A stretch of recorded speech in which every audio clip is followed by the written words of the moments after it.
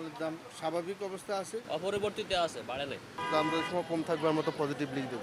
Budget হলেই নিত্যপণ্যের দাম বাড়ানো যেন প্রথা হয়ে উঠেছিল বিগত স্বৈরাচারী শাসনামলে। তবে ২০২৬-২৭ অর্থবছরের বাজেটের পর বাজারে পণ্যের দামের বিশাল সেই তারতম্য দেখা যায়নি বলে কিছুটা স্বস্তি দেখা যায় জনগণের মধ্যে। এই বিষয়ে জনগণের প্রতিক্রিয়া জানতেই আমরা এসেছি কারওয়ান বাজারে। অপরিবর্তিত আছে, বাড়ে নাই। সব শ্রেণীর লোকেরাই কিনতে পারতেছে। ফুলকপি এখনও কোনো কিছু বাড়ে নেই। পেঁয়াজের দামটা কিছুটা বাড়তি থাকে, তবে অন্যান্য বছরের তুলনায় এবার পেঁয়াজ, আদা, রসুন, এরপরে আপনার ডাল, অন্যান্য মালের দাম স্বাভাবিক অবস্থা আছে। সবজির দাম স্টেবল, ওটা স্টেবল লাগছে, পজিটিভ। দাম দরের সময় কম থাকবার মতো পজিটিভলি দেবো। রিন পাউডার, ভিমবার, এগুলি কোম্পানি অতিরিক্ত দাম বাড়াচ্ছে।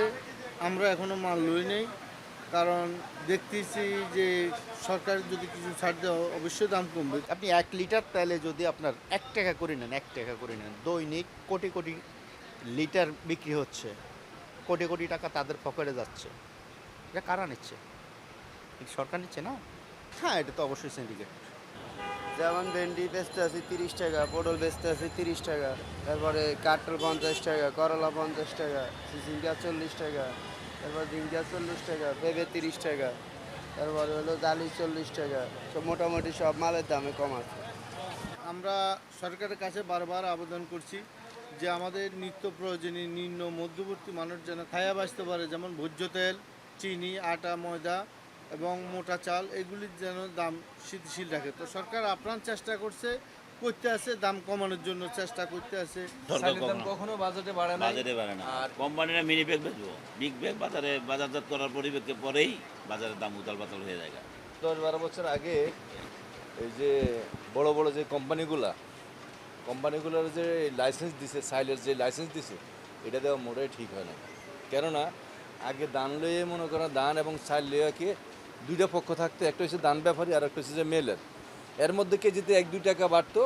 আবার সরকার বাণিজ্য মন্ত্রণালয়, খাদ্য মন্ত্রণালয়, ভোক্তা অধিদপ্তর ওরা যখন মনিটরিং শুরু করতো, মেলে যখন একটু হুমকি দমকি দিত, তখন দেখা গেছে 1-2 টাকা করে কমে যেত। ঠিক আছে, তা আবার হয়তো 1-2 টাকা বাড়তো। কিন্তু আজ থেকে মনে করেন 12 বছর আগে মনে করেন Bashundhara company, Akij company, ACI company, প্রাণ কোম্পানি, ওই তারপরে ফ্রেশ কোম্পানি, এইসব কোম্পানির হাতে যখন চলে গেছে, তাহলে মনে করেন এই চালের দামটা যদি যখনই বাড়ে তখন কেজিতে দেখা গেছে 1 টাকা থেকে 20 টাকা পর্যন্ত বাড়ে। তো আবার সরকার যখন মনিটরিং করে 1-2 টাকা কমে আবার 8 টাকা বাড়িয়ে যায়।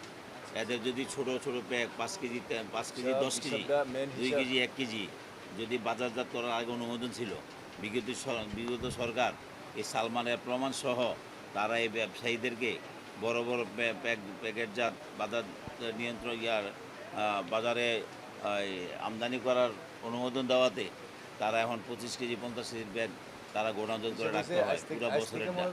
আর আরেকটা কথা হলো যে মনে করেন যে আপনি যে 30টা কোম্পানির লাইসেন্স দিচ্ছেন, তার ব্যবসা পরিচালনা করানোর জন্য মনে করেন যে সে প্রতি কোম্পানি যদি 1 লক্ষ মেট্রিক টন মজুত রাখে, তাহলে কিন্তু 30 লক্ষ মেট্রিক টন কিন্তু মজুত থেকে যাইতেছে সবসময়। তার জন্য চাইলে ঘাটতি। বাংলাদেশে ধান চালের কোনো অভাব নাই, পর্যাপ্ত পরিমাণ ধান চাল আছে। এই ধান চাল দিয়ে বাংলাদেশ চলে।